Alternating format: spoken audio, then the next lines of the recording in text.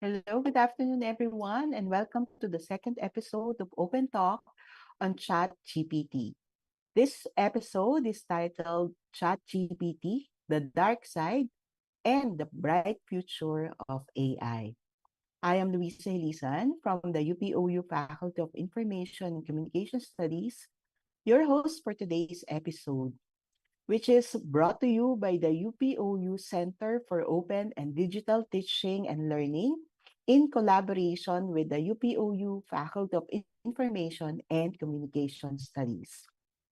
In the previous episode, Open Talk explored what ChatGPT is all about and how it is being used to provide human-like responses to various queries concerning various topics.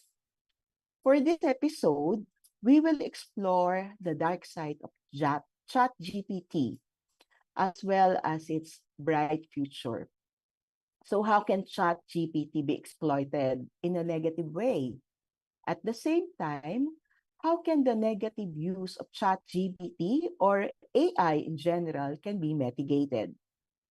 And if you have questions, comments, feel free to share them through the chat boxes at the UPOU Network's Facebook page, UPOU Network's website, and the UPOU Network's YouTube channel.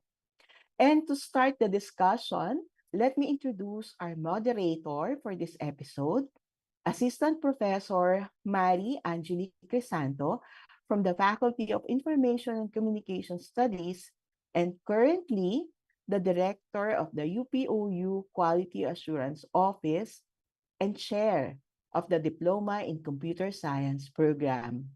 Good afternoon, Ma'am Mari. Good afternoon, Ma'am Lisa, and greetings to all our viewers and listeners.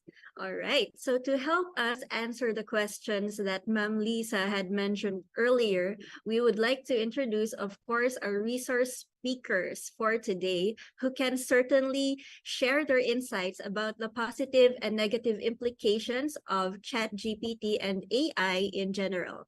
So, our first speaker is Dr. Vladimir Mariano, the lead faculty for technology and innovation at Young Southeast Asian Leaders Initiative or YCLE Academy in Fulbright University, Vietnam. He is also an affiliate faculty member of the Faculty of Information and Communication Studies here in UPOU. And our second speaker is Dr. Alexander G. Flor, a professor and the former dean of the Faculty of Information and Communication Studies, UPOU.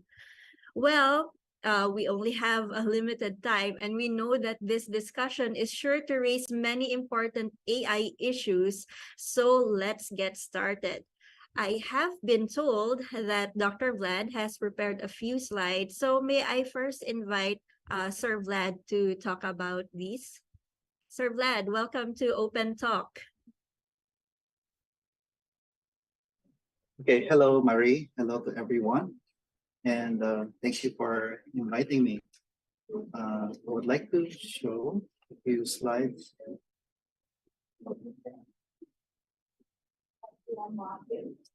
Screen.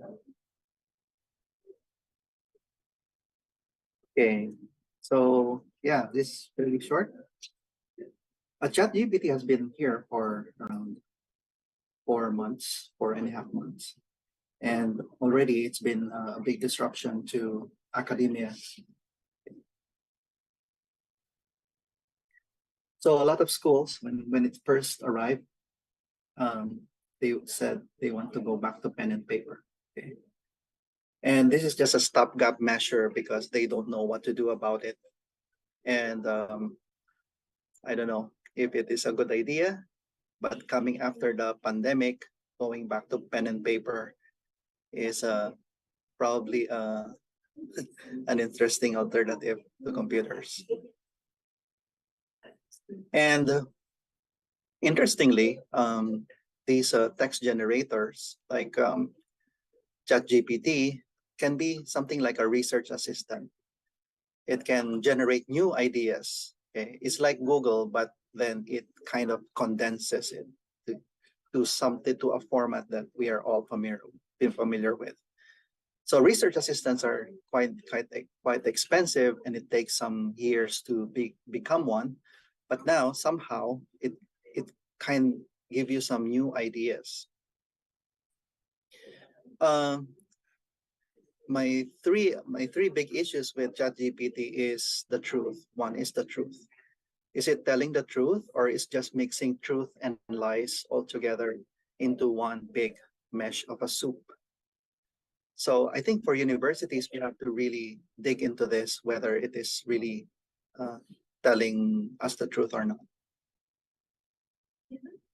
So our job in our school is to teach our students to find the truth and to tell the truth, right?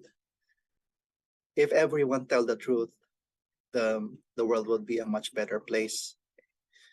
In our upcoming seminar here at YSEALI in Fulbright, we invited a speaker who's going to tell about what does it mean when you have ChatGPT mixing in the truth and lies and then coming up with something very interesting, and it tells it in a very confident way. The second one is, does ChatGPT deserve credit? Okay. When we had spell checkers 2 decades ago, we didn't give it any credit, right? It's just an amazing tool.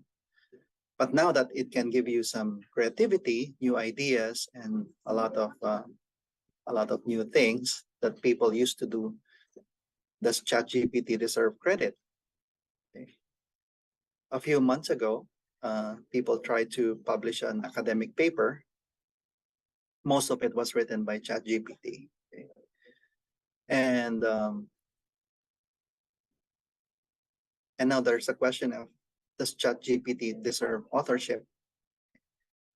And many scientists disapprove because, for the very reason that ChatGPT as a co-author cannot take responsibility for what is inside that article. It's just an assistant, but once you question it, once you ask it to take accountability, responsibility for what it wrote, it cannot do that. Okay. Interestingly, okay, this is an article, a Russian student allowed to keep his diploma for a thesis written in ChatGPT. Okay, so many schools around the world are now going to see this. And is it okay? We have to, I believe UPOU is in a great position to give an opinion on this and some policies. I was in computer science before, and I wrote a lot of code. So if ChatGPT wrote most of your code, is it still yours? Okay, it's a big question now for in terms of copyright law, in terms of teachers trying to grade students. Okay, and finally, are we preparing our students for the tsunami of change in the labor market? So the labor market where our students are going is fundamentally going to change because of large language models. So we have to take a look at this. Okay. So thank you. So those are my slides. Thank you, Dr. Vlad. Okay, so I believe that those slides that you have shared, they give a very thought-provoking introduction to what we will be discussing today. So right now, Dr. Vlad has talked a bit about the dark side of AI and ChatGPT, and we would like to dive deeper into this. So at this moment, I would like to invite Dr. Sandy Flor, our resident dark side specialist here in UPOU, to talk about this. And Sir Sandy, welcome to our open talk. Sir, what would you like to share about the downsides of using ChatGPT and AI as a whole in educational institutions, and what are the lines that it can cross? On the contrary, Mary, I'll be Oh, like to talk about Surprisingly. brighter side of things. No, as you know, ladies and gentlemen, or you may know that I have been associated with many dark side or downside papers or research. It actually began with my PhD dissertation in 1986, which was titled The Information Rich and the Information Poor, Two Phases of the Information Age in a Developing Country. And since then, I've been working on, let's say, the downside of open educational resources, dysfunctional digital demeanors, the dark side of e-learning. You may be familiar with those papers, but frankly speaking, I'm not picking a fight with these technologies, not at all. I believe that it is part of judicious scholarship to look into both sides of the coin. Exactly. And for Chat GPT per se, I don't have any beef with it. You see, I think it's ideologically akin to the UP Open University being a product of OpenAI. OpenAI is not selling licenses for the use of ChatGPT, and this is one of the reasons why it is quite popular. Some of our faculty members have actually experimented on it, and we don't see any. We look at it as a very at this point at least quite a benign tool. Okay, just a number of clarifications or just some nuanced responses to what Dr. Vlad has presented earlier, because it would give us the impression that this program could actually think. Okay, the last I checked is computers or computer programs compute. They cannot actually think like us. ChatGPT could probably write a thesis, but well, I think the more accurate term would be to compose one, but to conceptualize one, to design its research methodology, its theoretical framework, to do the interpretation, I don't think it is in a position to do that. Okay, there is such a thing as this metacognitive barrier in between artificial intelligence and the thinking process of humans, which I do not think has been breached yet. As I said a while back, a computer computes, but humans think. What ChatGPT does, or other AI program does, is that it has analogs, which may be translated into constructs and concepts. But beyond that, at a higher level of thinking, at a higher level of abstraction, it cannot perform what we perform. So at least that is what I know at the moment. And Dr. Vlad could easily contradict my statement, as well as our other professors here, like Professor Mari and Professor Rain. That metacognitive barrier, I don't think it has been breached, but we are well on the way of breaching it, given more powerful computers. I was saying yesterday that if you combine this disruptive technology, AI, with quantum computing, then that would, to me, would spell a lot of trouble. The question that is in front of us now is education, right, Mari?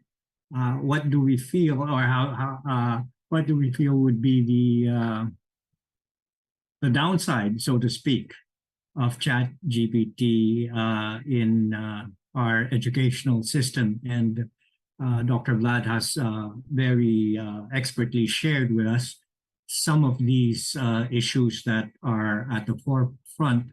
Now, allow me to share my own slides. These are just very few. It's for an introduction, but as I said, I would open with a very positive note. Go ahead, Sir Sandy. It's quite refreshing to to have you on the positive side. Okay, thank you. Now, nakita niyo na to. Sige, I will be on the negative side. Just Yeah, to balance. It's okay. Oh, pwede naman tayong mag-shift ng sides every so often, di ba, Vlad? So, of course, you know about, many of us are familiar with this pronouncement by Bill Gates last year, no, that the development of AI is the most important technological advance in decades. It is as fundamental as the creation of the microprocessor, no? The personal computer, the internet, and the mobile phone. It will change the way people work, learn, travel, get healthcare, and communicate with each other. Not wala pang ano sa the dark side.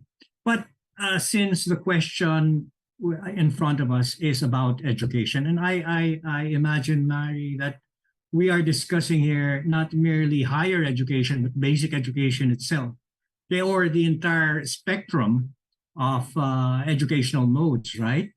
Oh, so let me see. Would the introduction, the wide use, the mainstreaming, the integration of ChatGPT in particular, or artificial intelligence in general, into our educational system, what would it result in? Now, I would like to focus on impacts instead of advantages and disadvantages. So let me begin with this, its impact on our students, right? Nowadays, we are saying that our educational system would produce these skills on our students: critical thinking, citizenship, growth mindset, communication, creativity, collaboration. With the introduction of ChatGPT, with its wide use among the faculty members, among the students, or with its mainstreaming, what would be its impact? Okay. Now, let me begin with basic education. That would be from K to 12, no? From kindergarten to senior high. Do you think that a technology that would automate mechanical tasks or augment learning tasks could lead us to more critical thinking? Let us go through these skills one by one. No? Let us unpack this one by one. Do you think it would lead to critical thinking? Questionable, no? Because what AI does, its focus is on automation and augmentation.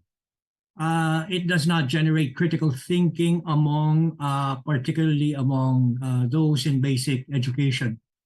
Insofar as citizenship is concerned, I also do not believe that, perhaps to a certain extent, no? The enumeration of laws or keeping in memory citizenship guidelines, etc., may make you a better citizen, but the practice of citizenship, that is an entirely different issue. Growth mindset is working through challenges through tenacity, perseverance, self-resilience, self-regulation, and self-advocacy. Now, if the tasks the mechanical tasks are automated or augmented, I do not think this will lead to a growth mindset among our students, even among our faculty members. The tendency is for us to have the mechanical things done by the program instead of us showing tenacity, perseverance, resilience, right? Communication may be a plus, may benefit from ChatGPT because of its generative or its creative dimension. No? But as I said earlier, when it comes to concepts, when it comes to abstract levels of thought, this is not yet reached. Creativity, to a certain extent, if you're a digital artist, then much of your work could be generated by software such as Midjourney as well as other AI software. But still, you would need an artist to make the initial design, to make the decisions regarding the color combinations, or just plain visual design technique. Right? But eventually, even frame by frame, the software itself could generate it. Collaboration, that is a big question mark also. If this dependence on automation or augmentation would lead to teamwork or collaboration, well, there are other more qualified persons among us who could talk about that than myself. Now, my other slide here, my last slide is this is how Goldman Sachs predicts AI or ChatGPT as an example. This would how employment will be impacted by AI, and it will impact developed countries more than emerging economies. The blue bars here represent emerging economies, while the orange bars represent developed countries like such as Japan, Sweden, US, UK, etc. 25% or almost 30% of the workforce will be affected by the introduction of AI into industries. And I assume that this refers to employment, since many of the automated tasks, the mechanical tasks, will be done by a program or by a machine without the need for humans to perform this task. This is where the Philippines is. Yeah, here. It says here that something like almost, well, 17% of the workforce may lose jobs. Okay. And unfortunately, this particularly refers to jobs that are at the lower, what among educationists, what we call lower level thinking outcomes or lower level skills. Okay, so these are perhaps clerks or even research assistants. Okay, or yes, as Dr. Vlad said, if you have ChatGPT, do you need a research assistant? We will no longer be needing such. So what is the implication to our educational system? Shouldn't we be focusing more on higher order thinking or higher order outcomes? Shouldn't that be our focus? Unfortunately, all our initiatives with regard to K to 12, may be disrupted because of this technology. So I'm not really on the optimistic side all the time, right? Right. Okay. So I guess I'll stop here and allow Dr. Vlad to input in our conversation. Sure. So it's a big debate actually when ChatGPT first came 4 months ago. Okay, so reminder to everyone, it's only 4 months ago that we have this tool, but you're looking at in K to 12 and even in first or second year in university, you're trying to teach a student. You're trying to make a student learn those fundamental skills, like coming up with new concepts, with forming sentences, writing an essay. And now that ChatGPT is able to somehow do that, it's you now have to search within your soul as a university. Then how do I adapt? Is this Do I go back to pen and paper so that I know that the student has learned this? Or of course in UPOU it's not possible, right? Pen and paper. But I would be quite worried. I have a 19-year-old son. If my son is a little bit younger, then I want him to learn the basic skills like choosing words in an essay, forming grammars, forming take the right grammar.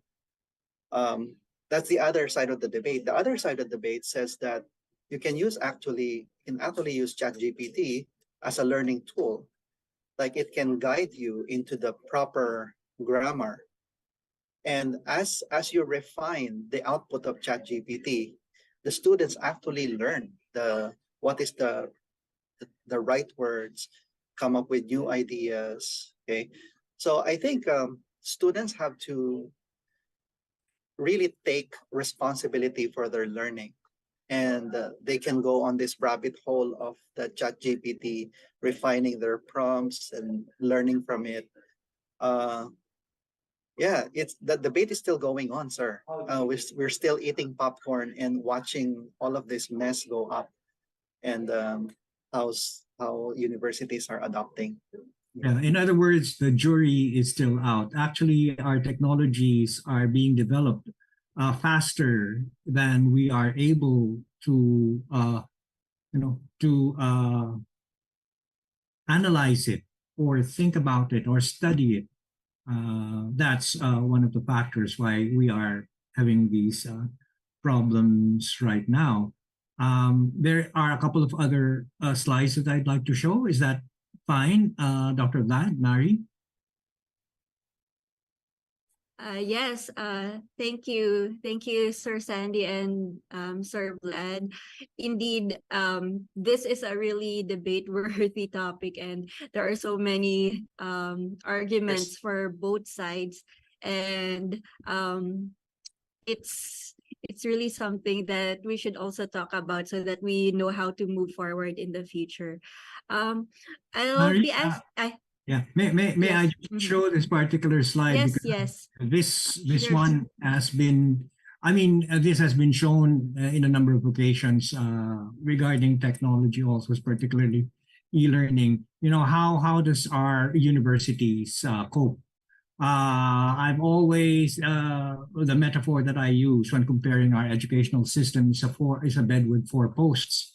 No, and each of these posts, well, they're represented by this: our delivery system, our curricula, our pedagogy, and our assessment.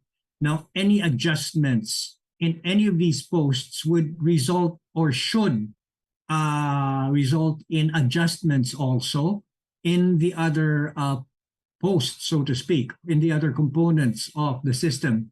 Supposing if we move from mainstream to online, then we have to change our curriculum. Then we have to change our content. We have to change our way of teaching. We have to change our assessment procedures. If we introduce ChatGPT into the educational system for use of students, faculty members, and the school in general, okay, then I suppose that would be part of pedagogy and delivery system also. We need to change our curriculum. We need to change our assessment. We cannot make do with the old assessment models that we have been using for so many decades. You know, tests that are mechanical, these are no longer, these are no longer relevant. Even insofar as our curricula are concerned, as I said earlier, we should focus on higher order learning outcomes, things that are, well, at least at this point in time, cannot be assumed by artificial intelligence. Otherwise, we may find ourselves without any employment. Of course, that's a very bleak scenario. And consider this particular fact that you could refer to in this URL, an AI prompt engineer job pays up to $335,000 annually, and they don't even without an information science, a computer science degree. So our educational system should adjust. Otherwise, it will a degree will no longer be considered in hiring even. Okay, so back Siguro, to sir, yeah. Siguro, sir, one thing we can ask ourselves is, are grades relevant? yes, Are exactly. grades still relevant?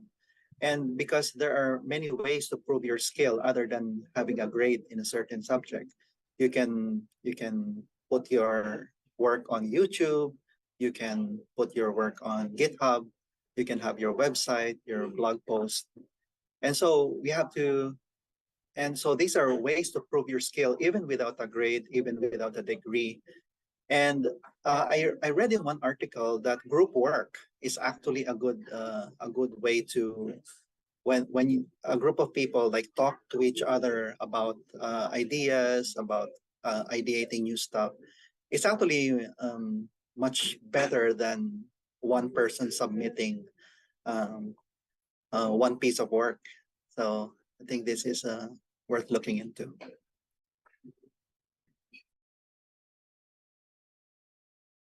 Thank you, Sir Sandy and Sir Vlad. I think this also, in a way, answers one of the questions a lot of people are asking, if there is a way to know if student submissions are from ChatGPT or other AI tools. So I agree that we should truly focus on the higher order outcomes and reassess our assessment methods.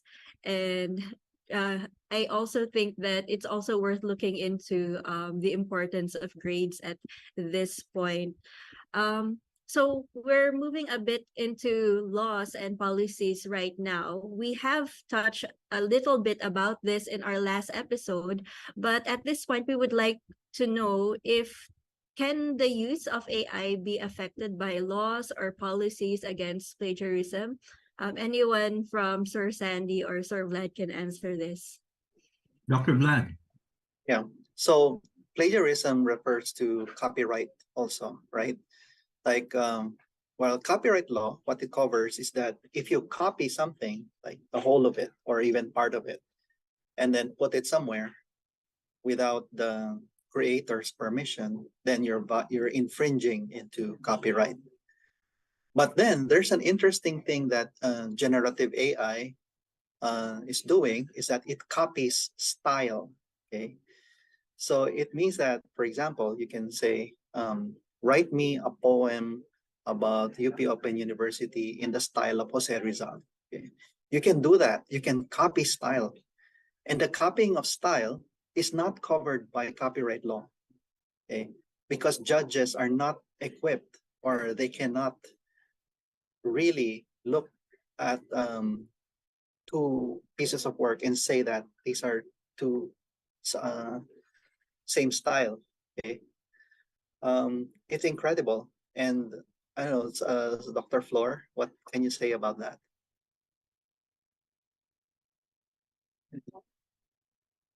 Are you on mute, sir?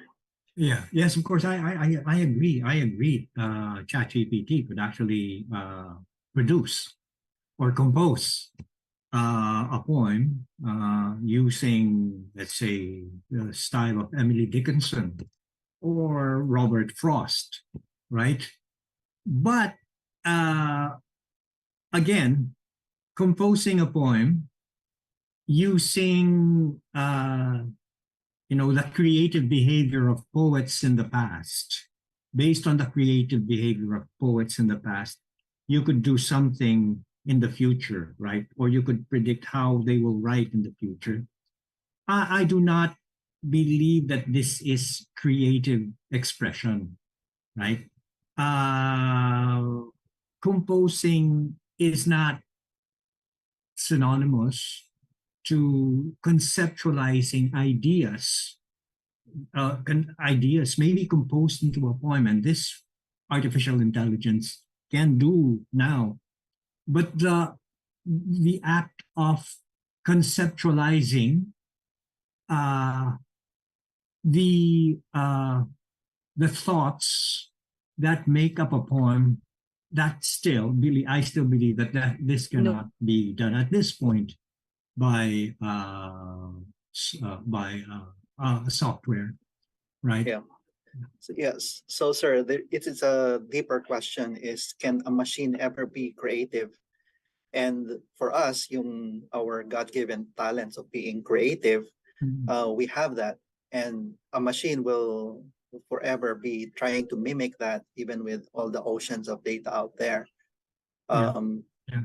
but yeah, it can give some. It is an entertaining exercise to play around with ChatGPT, and and and for it to do something in one style. Right. And it can be two things, sir. It can be if a machine is copying your style, and the creator could be mad about it, like it's kind of copying my style and it's not really trying to do something of my work. But the other thing is that it can also promote you as a content creator. For example, if I pass away, then my style can still be copied, and they will know my style, and they can create new works in my style, whether for good or for bad. Yeah. Yeah. I agree that machines can create, diba? Yung mga the paintings that were applied for copyright. I just seen this piece in CNN when a copyright was withdrawn from paintings or artwork that were developed by an artist using Mid-Journey. Okay, they can create artwork, but the abstract ideas that are associated with that piece of artwork, I don't believe that the machine could conceptualize that. In our case, we begin with these abstract ideas, and then we execute it on canvas, right? But in the case of artificial intelligence, I believe we begin with what has been done in the past, and that would determine the choices or the options in the future. But actually, it can create something that could be appreciated by the rest of us. Yes. So yes, sir. There's also the question, going back to education.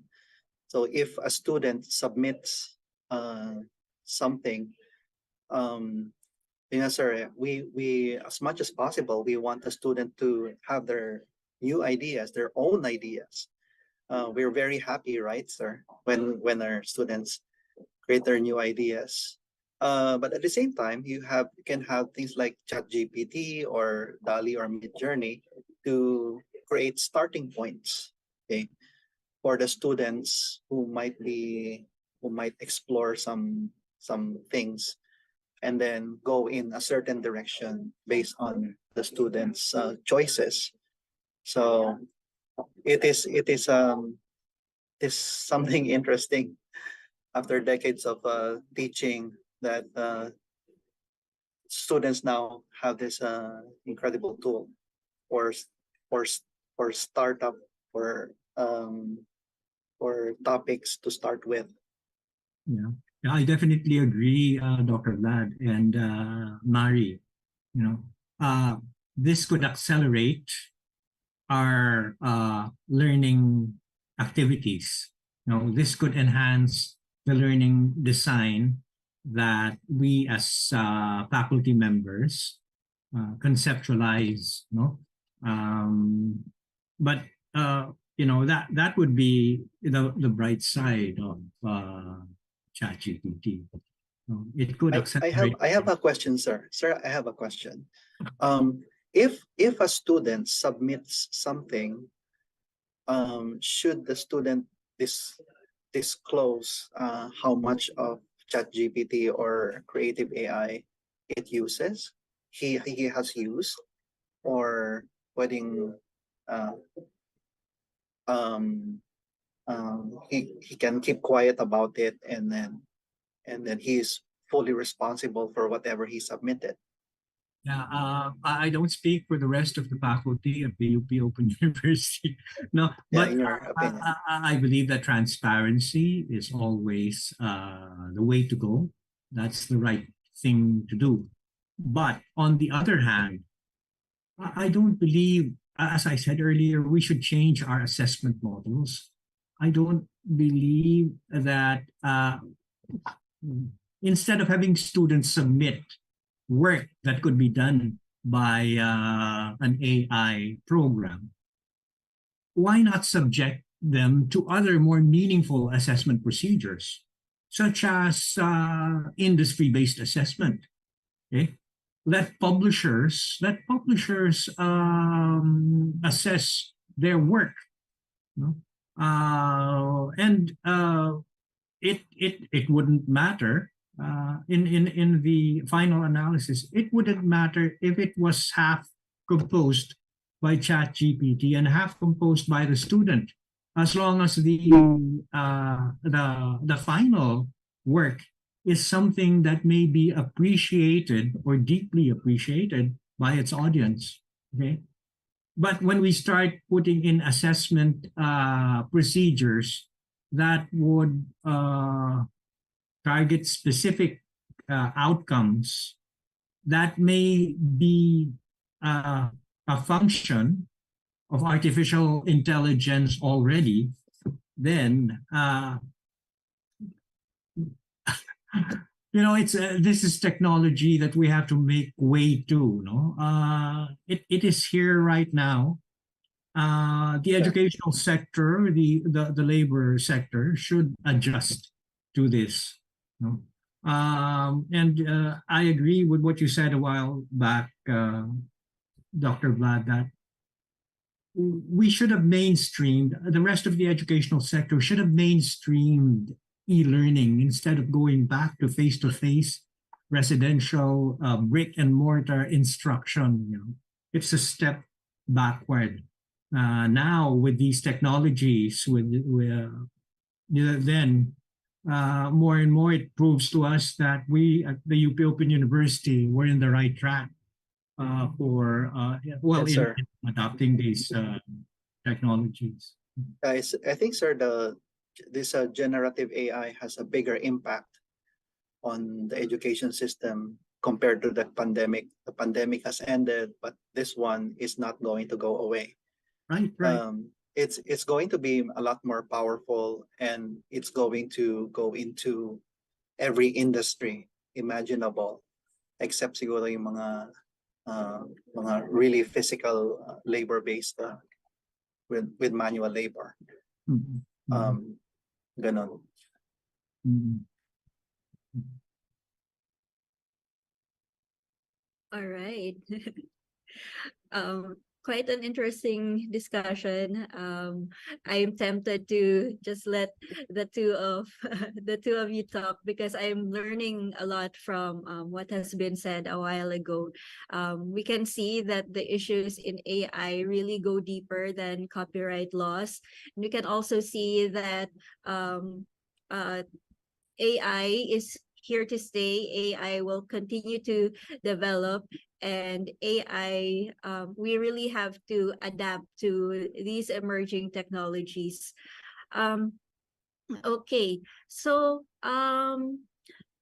I think there's a question posted here. Before we go to the yes, question yes. and answer portion, Mary, I'd like to Yes, show sir, Sandy. something.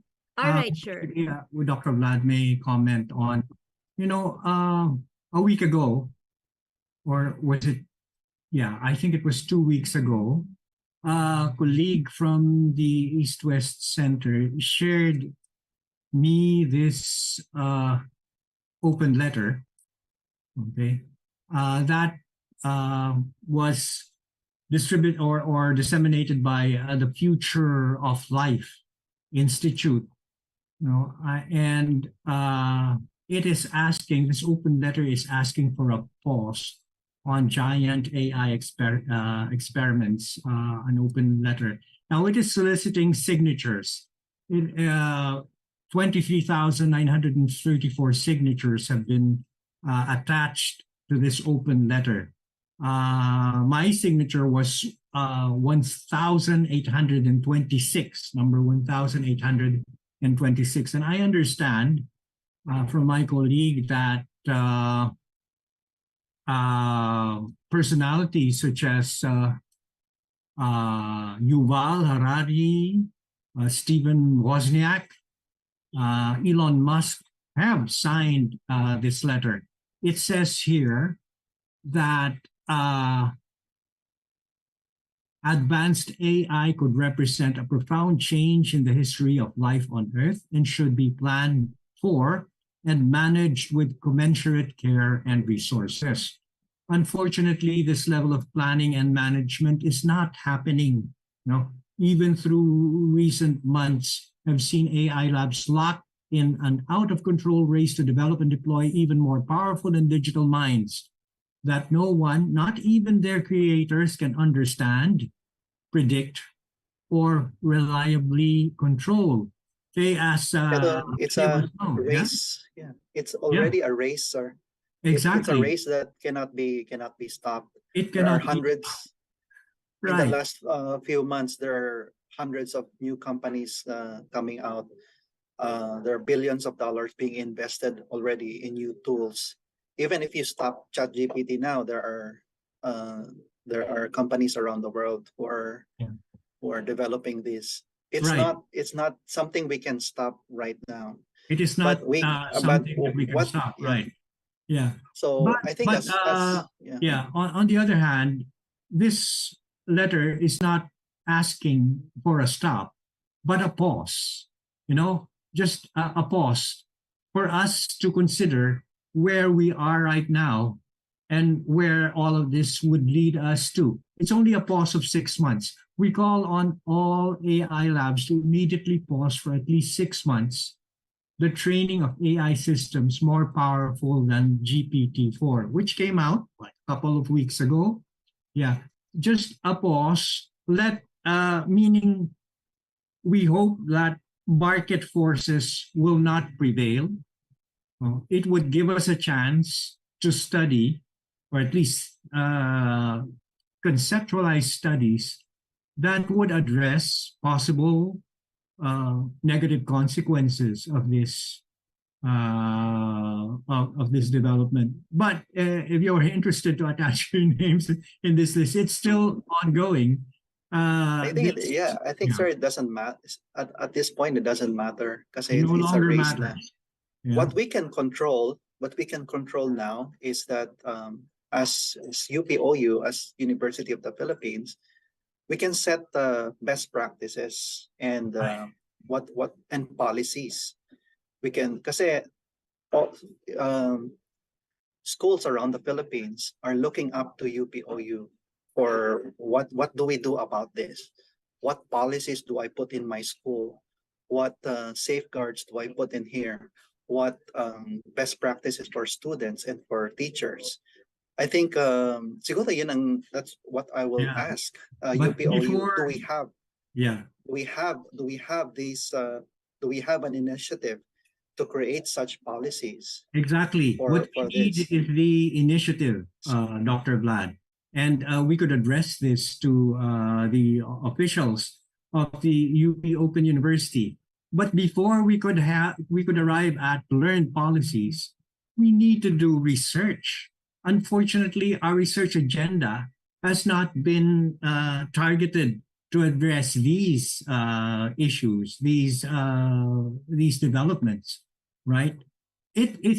People are saying in many of the webinars and the conversations regarding artificial intelligence that the University of the Philippines system has initiated in the past couple of months. They're saying that it's an ethical problem. It's a problem of ethics. But for a number of months now, we're saying that it's not only ethics. Actually, it's more fundamental than ethics. It is where our values lie.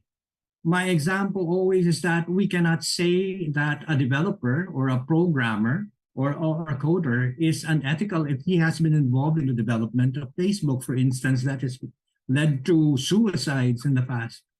Uh, Maybe it is a problem of values. Which is more important to a developer? Is it this enchantment or this enchantment towards technology or over technology, or is it the consequences that may arise from it? It is these are the things that we are not doing. We are not looking into higher order consequences of technology so that we could arrive at a better decisions or policies, right? We it I is think, yeah, I think it's a matter. It has one of the causes of this is our ignorance, and forgive me to say it bluntly, our ignorance of these phenomena that is confronting us. We cannot even define information itself, and we have not studied it. We have not studied it deeply enough. It's so-called first principles. Okay, so yung ano, I have a story, sir. Last month, I talked to one president of one school, a big school in the Philippines. And when I talked to him about ChatGPT, it was his first time. First time, 4 months na yung ChatGPT. It's making chaos around the world. For the first time, he heard about ChatGPT, and he was in an outrage because he wants his thousands of students to be creative, to be adaptive, to have their own ideas, and I think it reflects also certain awareness. Are schools even aware that there's this tool? yeah, And right. and also, sir, I think one good news about this is that eventually, many experts predict that in the future, every organization will have their own version of this ChatGPT. Yeah, because it's It means open. that, and then you can put in whatever values you have. If your values are integrity, creativity, things, you can somehow program that into your own version of ChatGPT. And I think we can all look forward to that. And because it's also a matter of trust. If people do not trust ChatGPT, maybe they will trust OpenOU's version of ChatGPT in the future. Yeah, so that is a task for Mari, Dr. Rain, Dr. Bobby, Dean Diego, work on evolutionary programming, as they say. The software itself could evolve its own itself. In other words, okay. Saka sir, saka sir, we have our own values for our own organizations.